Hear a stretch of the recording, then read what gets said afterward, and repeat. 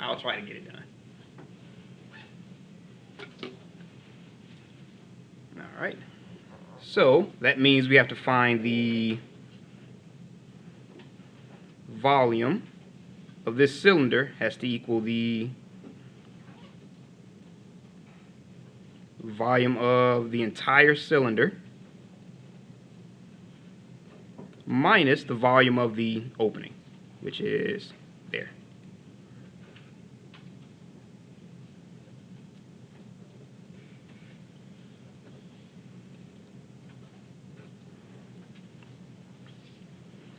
Okay.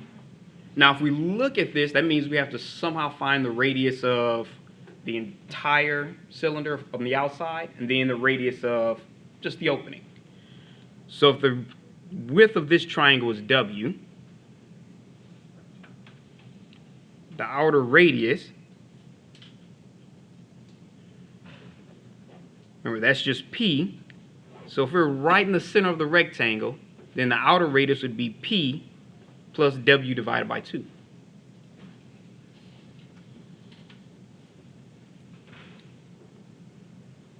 And that means our inner radius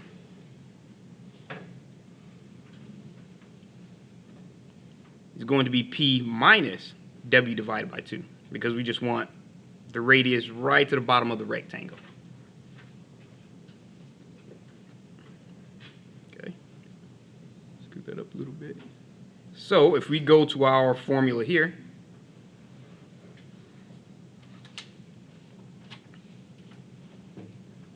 our volume is going to equal the volume of the outer cylinder is pi radius squared height. But remember, this is your outer radius. So that's pi P plus W over 2 squared times height minus the volume of the inner opening. Remember, that radius is P minus W divided by 2.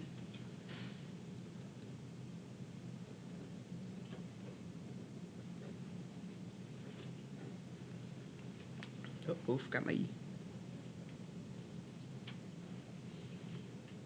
Okay. So if we just went ahead and did our FOIL method here, I'll just make that a little side note.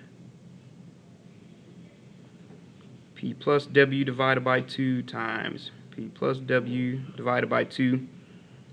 That actually ends up being P squared plus PW plus W squared over 4. And P minus W divided by 2 squared.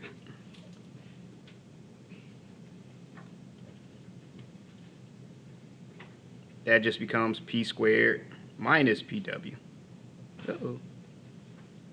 Plus W squared over 2. W squared over 4. Okay, so that means our volume, move up a little bit, just ends up being pi, well, you can actually factor out the pi and the h from both of those. P squared plus PW plus W squared over 4 minus P squared plus PW minus W squared over 4. Okay, so as you can see, the P squared cancels each other out. W squared over 4 cancels each other out. So you end up with a volume that's equal to pi times the h. Remember, h is just going back up, is just your height.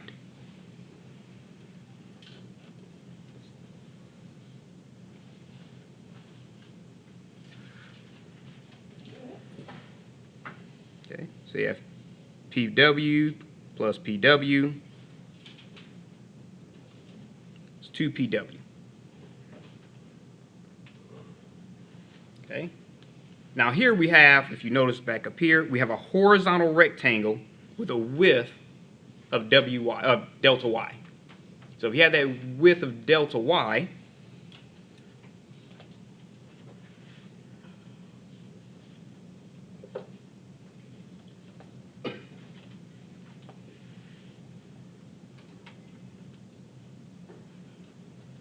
horizontal rectangle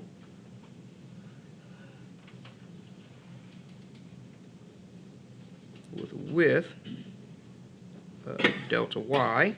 That means the volume gets closer and closer. I guess you can say approximate. 2 pi, which is just bringing that 2 pi out. P times H times W, which really just becomes 2 pi times P of Y times H of Y delta Y. Oops, straighten that out a little bit.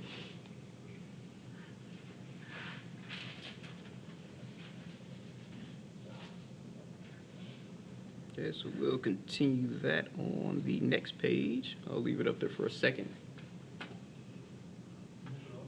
Oh, sure. There we go.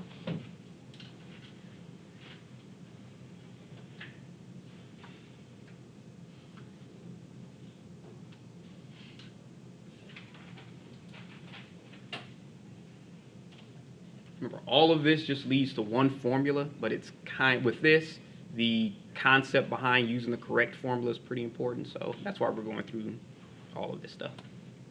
Because this one's a little bit of a twist on the disk method, and you'll see why in a second.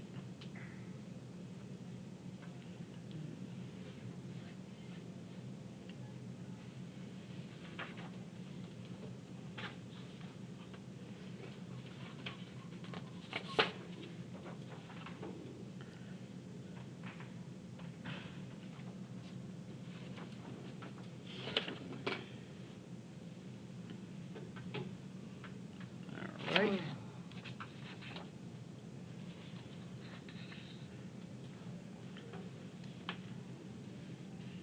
There we go.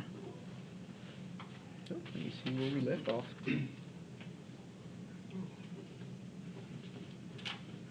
So 2 pi P of Y. That's Y. There we go. Okay. So that means as delta Y approaches 0, it's, the rectangles get smaller and smaller and smaller and smaller, and there's more of them.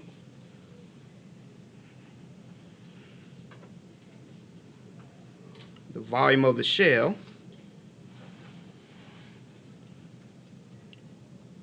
now becomes the sum from I equals 1 to infinity of 2 pi P of Y at some point I, H of Y at some point delta Y. Which, if you plug in the limit as n approaches infinity, that just gives you the indefinite integral.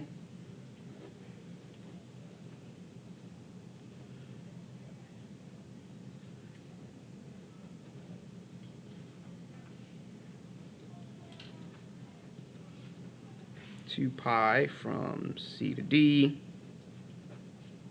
P of Y, H of Y, with respect to Y.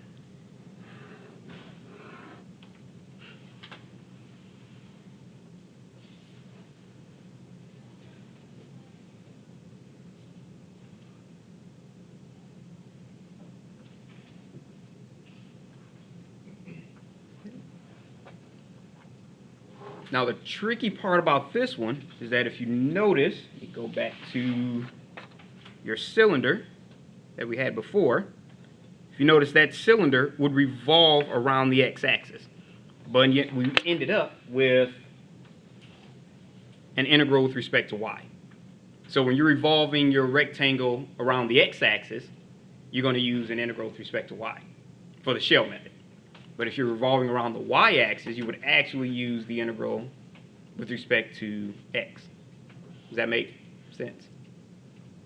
We'll do a couple of examples. So Makes sense because it's perpendicular, right? Yep, exactly. Well, it's parallel to the axis of revolution. Oh, which one was this one? Was it? Yep, this one was x. Yep, perpendicular. Sorry, I'm thinking of the wrong one. So it would be perpendicular to the axis of revolution. All right. So let's say I'll start on the new sheet since I already have it drawn up.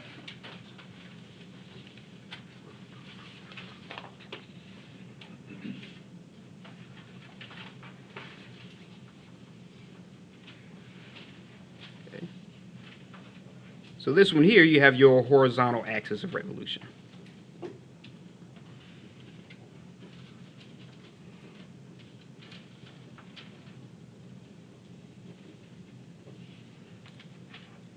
That's because your rectangle, which revolves around the x-axis, would end up with the formula we just figured out.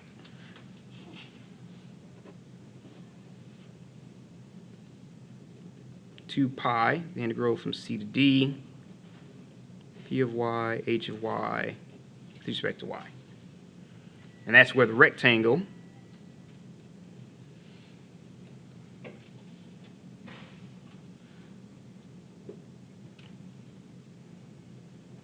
it was perpendicular.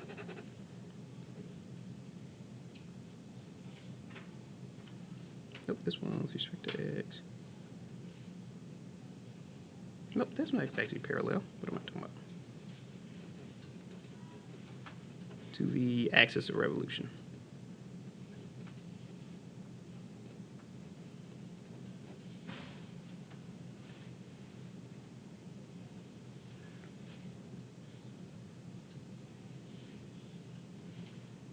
Okay, so that means if you have your axis of revolution is the y-axis, then your volume would equal 2 pi from a to b, p of x, h of x, with respect to x. And this would be your vertical axis of revolution.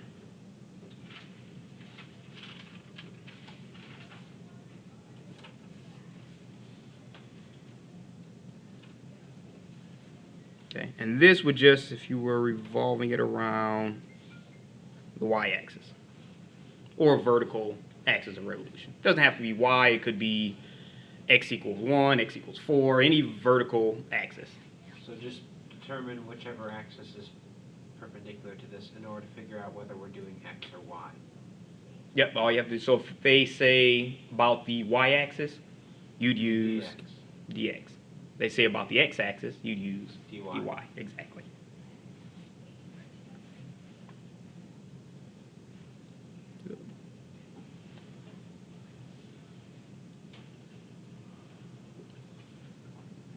All right. So any questions on that so far? Can you move down a little bit? Oh, sure.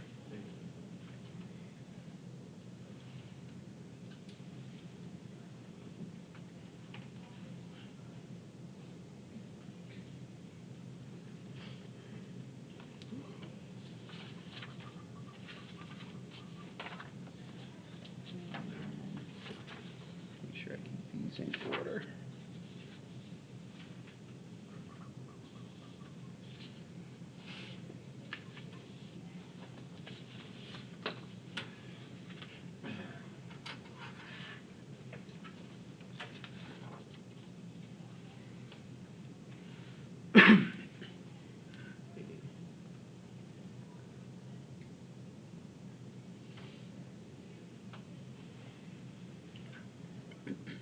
Okay.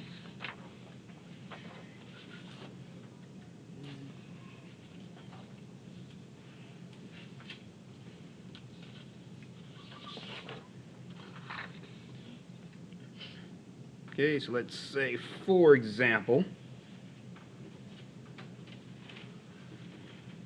using the shell method,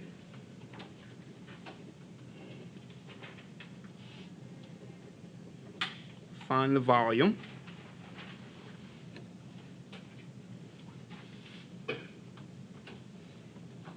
of the solid formed by revolving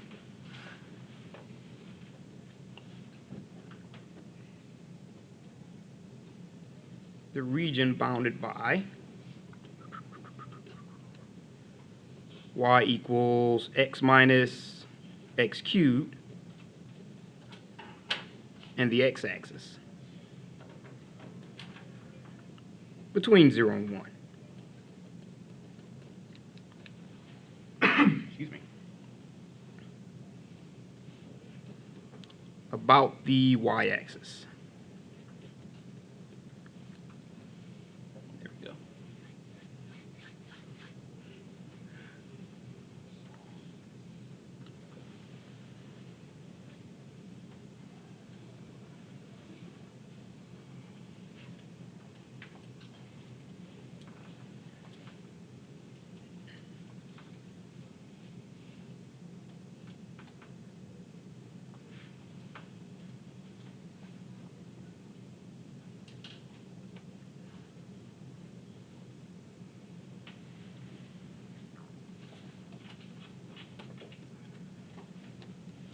Okay, so I'm going to draw a quick graph just to give you an idea of how the setup is working.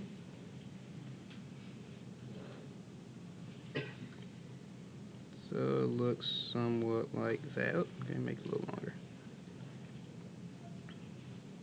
That's your x, that's your y. Okay, so we know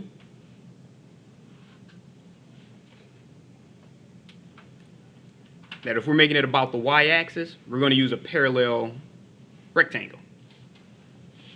Okay.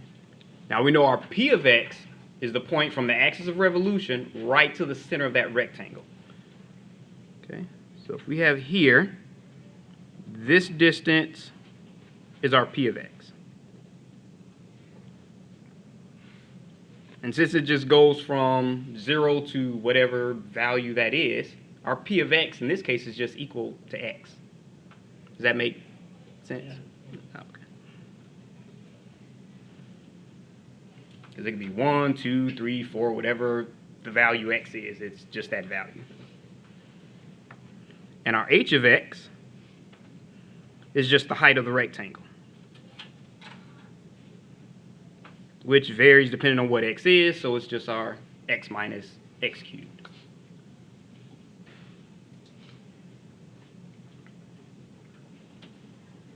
Okay, so the three things we notice here is the axis of revolution is vertical, so we use the vertical formula.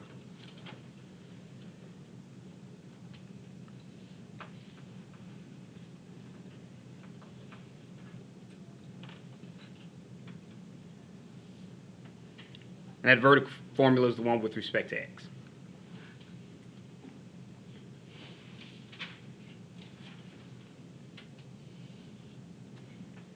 Okay. And we also notice the distance from the axis of revolution, which is just our y-axis,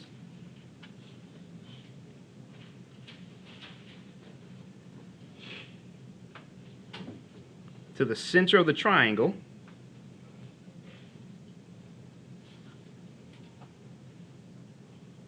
not triangle, rectangle, sorry, has a distance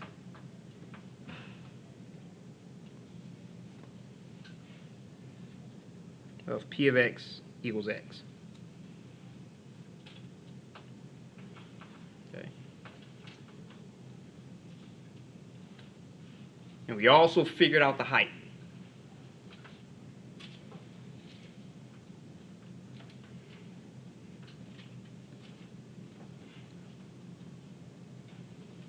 Of the rectangle.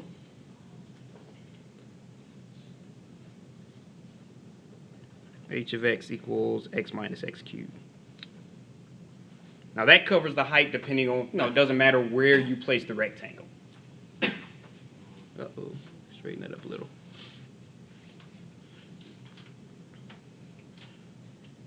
Okay. Now since we know x is from 0 to 1,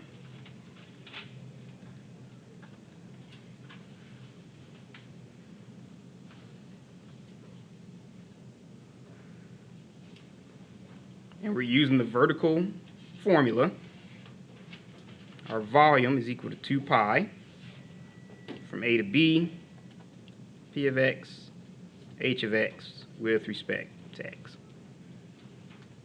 Move that up a little bit.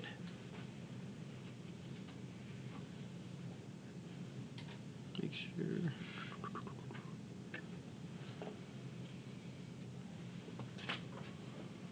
Okay.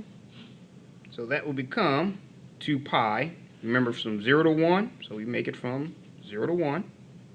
Our P of x is equal to x. Our H of x is x minus x cubed with respect to x. Move that up a little bit. There we go. And then from there, we just integrate.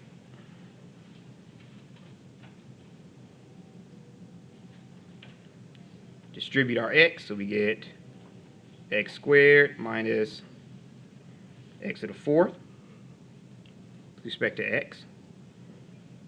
So once we integrate, we get 2 pi x to the 3rd over 3 minus x to the 5th over 5 from 0 to 1.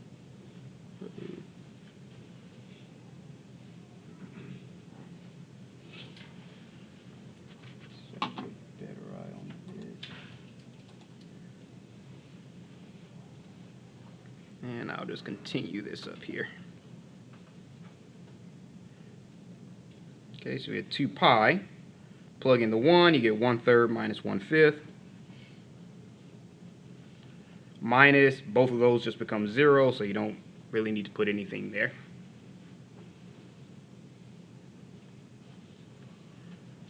Okay, that gives you 2 pi 5 over 15 minus 3 over 15. You want to get your common denominators, and that gives you 2 pi times 2 over 15, or just 4 pi over 15.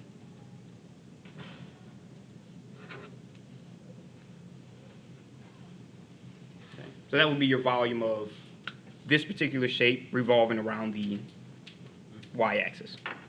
Forgot to put my circle there. Normally just put the little circle around the axis of revolution.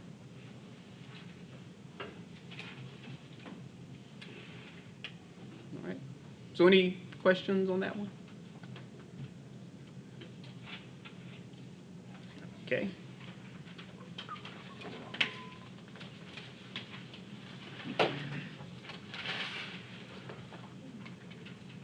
Oh, make sure everybody's done.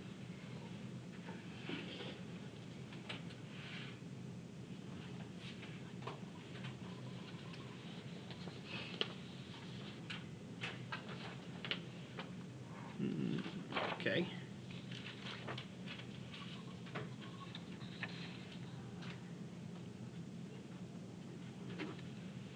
So let's say, for example, I want to find the volume of the solid formed by revolving the region bounded by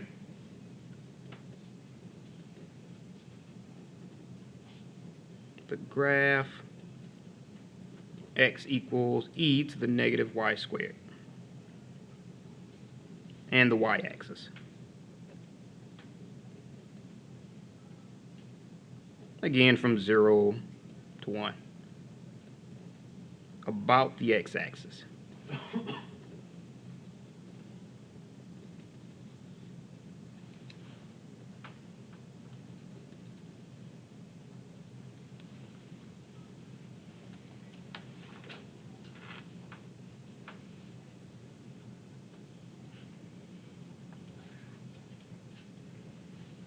Alright, so I'm just going to draw a quick graph.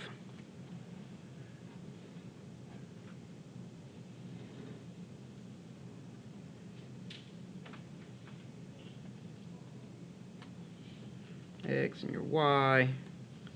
And this kind of looks somewhat like that, but it stops halfway up.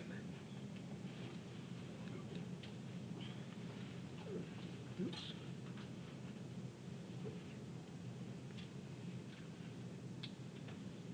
It keeps on going, but when you get to 1, that's where it stops. So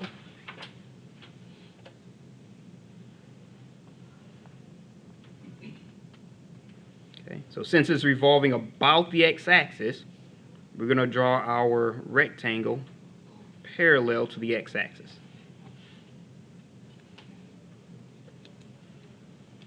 Where? Oh, I thought I had a pencil in here. Guess I don't.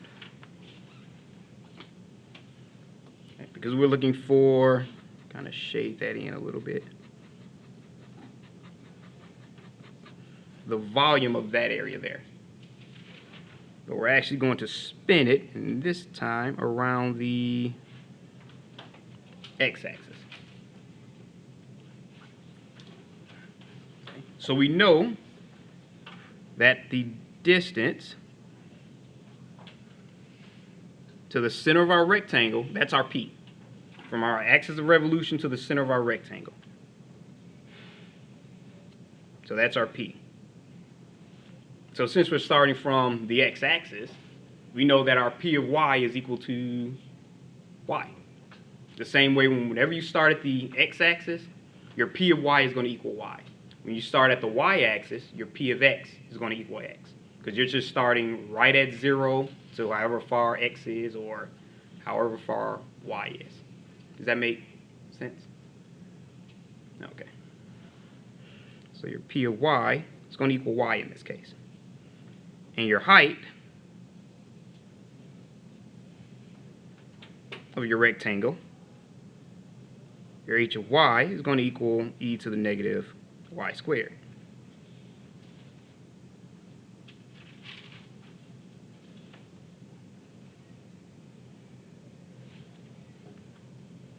Okay, move that up just a hair.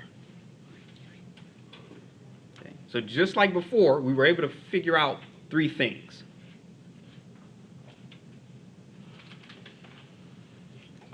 The axis of revolution is horizontal.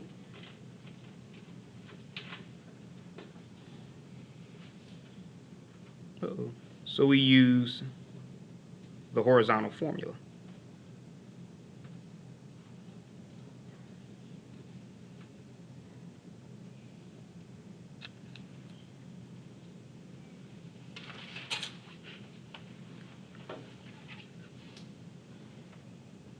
You know that the distance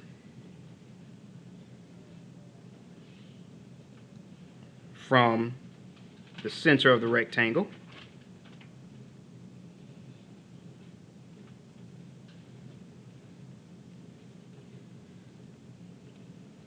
to the axis of revolution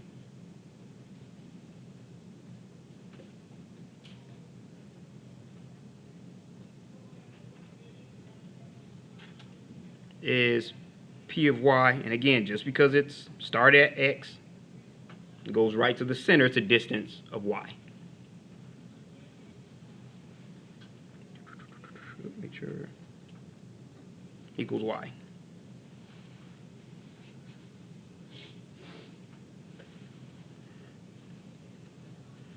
And we know the height, or in this case, width,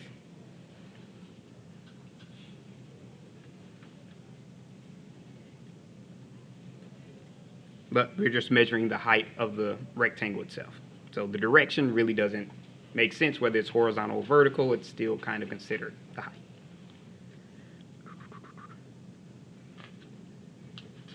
Y equals e to the negative y squared. Okay, so the same 3 things we had to figure out in the first one are the 3 things we figured out on this one.